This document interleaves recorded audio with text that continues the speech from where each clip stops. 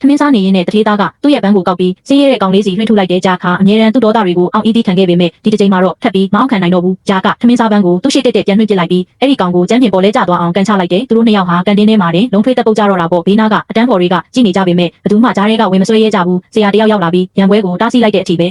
လွန်ခဲ့တဲ့ရက်အနေငယ်ကဂျာခါသူ့ကိုအငြင်းနှိမ့်ဆက်တဲ့ဖခင်ဖြစ်သူလက်ကနေလွတ်မြောက်ဖို့ရွာငယ်လေးတရွာကိုတိတ်တဆိတ်ပြောင်းရွှေ့ခဲ့ရတယ်အဲ့ဒီကိုရောက်တဲ့ပထမဆုံးနေ့မှာပဲကားတစ်စီးထဲမှာထိုင်နေတဲ့ကျင်းနဲ့မတော်တဆဆုံခဲ့တဲ့အိမ်သားကောင်းဆောင်ကဂျန်ဟာလုပ်ငန်းစုကြီးတစ်ခုရဲ့ဥက္ကဋ္ဌရဲ့တရားမဝင်ကလေးအပြင်စာသားဖြစ်ပြီးသူ့ရဲ့နောက်ကျောင်းကြောင့်ဒီရွာကိုအနေခံထားရတာလို့ပြောပြခဲ့တယ်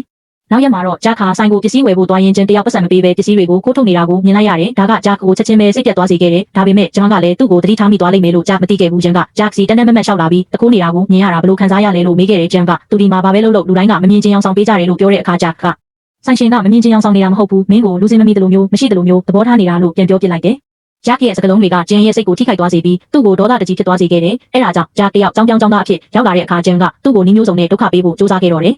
တရက်မှာတော့ဂျာစီကိုဖုန်းတစ်ဆက်ရုတ်တရက်ဝင်လာပြီးဖះเจ้าတစ်ခုစီကိုအမြင်ပြေးသွားခဲ့တယ်သူကအထဲမှာရှိနေတဲ့သူ့အမေကိုချက်ချင်းထွက်ပြေးဖို့ပြောခဲ့တယ်တကယ်တော့ဂျာရဲ့ဖခင်ဟာအိမ်မှာသူတို့သားအမိနှစ်ယောက်လုံးကိုခဏခဏရိုက်နှက်လေးရှိတာပါတစ်ချိန်မှာဆိုသူ့အမေကိုတေးလူမျိုးပါရိုက်နှက်ခဲ့လို့ဂျာကရဲကိုအချိန်မီဖုန်းဆက်ခဲ့ရဘူးလေ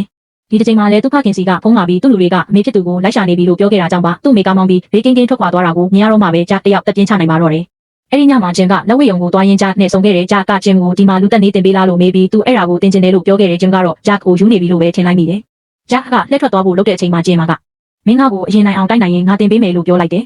ဂျက်ဂျိုးဝိုင်းနဲ့ဝင်လာတာနဲ့ဂျင်ကသူ့ကိုအလေးငိုက်ဖမ်းတိုက်ခိုက်လိုက်တဲ့ဂျင်ကသူ့စီကိုထက်ကတိုးကတ်တိုက်ခိုက်လာတာကိုကြည့်ရင်ဂျာရဲ့စိတ်ထဲမှာသူ့အမေနဲ့သူ့ကိုဖခင်ဖြစ်သူကရဲရဲဆက်ဆက်ရိုက်နှက်ခဲ့တဲ့ပုံရိပ်တွေဖြစ်ပြေးသွားခဲ့တယ်ဂျက်ခါဂျင်ကိုသူ့ရဲ့ဖခင်ဖြစ်မြင်အောင်လာပြီးဒေါသတကြီးနဲ့လက်တီးချက်တွေကိုတေးဆက်ထိုးနှက်ပါတော့တယ်ဒီလိုရုပ်တရက်ပောက်ကွဲထွက်လာမှုကြောင့်ဂျင်တောင်အလစ်အနှိုက်ဖြစ်ပြီးခံလိုက်ရတယ်နောက်ရက်ကြောင်းရောက်တော့ဂျင်ကစာပွဲပေါ်မှာအိပ်ပျော်နေတော့သူ့လူတစ်ယောက်ကလာပြီးဂျက်ကလူသက်သမားရဲ့သားပဲသူ့အဖေကသူ့အမေကိုတက်လိုက်တာလို့လာပြောခဲ့တယ်ဒါပေမဲ့ဒါကဂျင်ကိုပို့ပြီးဒေါသထွက်စေခဲ့တဲ့ဂျင်ကထိုင်ရာကထားပြီးအဲ့ဒီလူကိုအဆက်ခွဲကဆဲဆိုပစ်လိုက်တယ်ပြီးတော့ဂျက်စီလျှောက်သွားပြီးအပြင်ကိုခေါ်ထုတ်ခဲ့တယ်သူတို့နှစ်ယောက်ခမိုးထက်ကိုရောက်သွားကြတယ်ဂျက်ကသူ့အမေအကြိုက်ဆုံးတချင်းလေးကိုဖွင့်ပြရင်အဲ့ဒီလူဟာသူ့ရဲ့အယိုးအရင်အဖေရင်းမဟုတ်ကြောင်းနဲ့အဲ့ဒီလူဟာနှိမ့်ဆက်ညှဉ်းပန်းမှုတွေကြောင့်တေတံပေးခံလိုက်ရပြီးဖြစ်ကြောင်းရှင်းပြခဲ့တယ်ဂျင်ကတော့ဒါတွေကိုကြားပြီးနောက်မှာလည်းဘာမှဂရုမစိုက်တဲ့ပုံစံနဲ့ဒါတွေကငါနဲ့ဘာမှမဆိုင်ဘူးသူများတွေပြောတာကိုလည်းမင်းစိတ်ထဲမထားနဲ့လို့ပြောခဲ့တယ်တကယ်ချင်းလို့ရအောင်မင်းကဘက်ကနေမမက်ရက်ပေးမလားနောက်ဆုံးမှာတော့သူတို့နှစ်ယောက်ဟာဒီလောကရဲ့ထိတ်ဆုံးကိုအတူတူတက်လှမ်းနိုင်ဖို့အတွက်တယောက်ကိုတယောက်ကူညီကြေးဆိုပြီးတတိကဝတ်ပြုသဘောတူညီချက်ရယူလိုက်ကြပါတော့တယ်